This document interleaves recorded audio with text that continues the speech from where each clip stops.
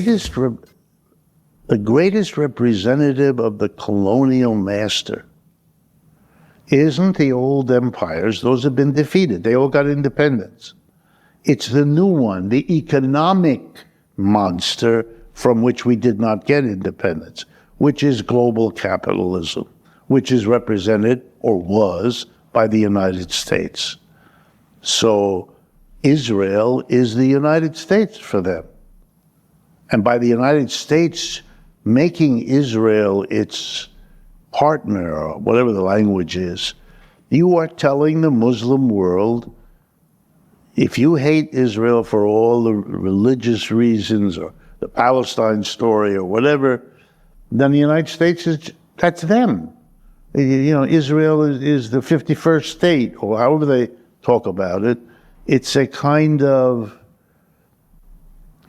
every time Mr. Biden gets up and says, we will be with Israel all along, it's one more nail in the coffin, man. It does not, you have to be blind not to understand. And that's true not just in the Middle East, but in the whole Muslim world. That goes to Indonesia, Pakistan, or any of the other major Muslim countries, not to speak of Africa, or the growth of Islam in Latin America, all of which are significant. There's a level here. Here's the irony. The United States, after World War II, developed a commitment to things that were either called containment or some other kind of policy to isolate Russia, the Soviet Union, or to Eastern Europe, or now to isolate. You know who's getting isolated? We are. It's the person who's busy painting everything in their environment, and then they end up in that, like in the cartoon, they've painted themselves into a corner.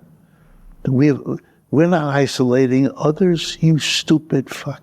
We're isolating us. That's the, come on, it's the Hegelian moment. You recognize always the other lurking. The boundary of whatever it is what separates you from the other. And the boundary being on both means the other is with you through the how hard is that? But we don't teach Hegel in the United States. By the way, there was no course on Hegel at Harvard. Not at Stanford either, really. No. The only place when I was interested in really doing this were Catholic schools. The Catholic schools in America had courses on Hegel. I think because they took philosophy, if you're going to read, I don't know, Thomas Aquinas or St. Augustine or all the other greats of that tradition, you realize they were the big people for Hegel and Kant and Fichte and Schelling and all the rest, and now you understand. Anyway, no Hegel. It's either right or wrong. It cannot be both.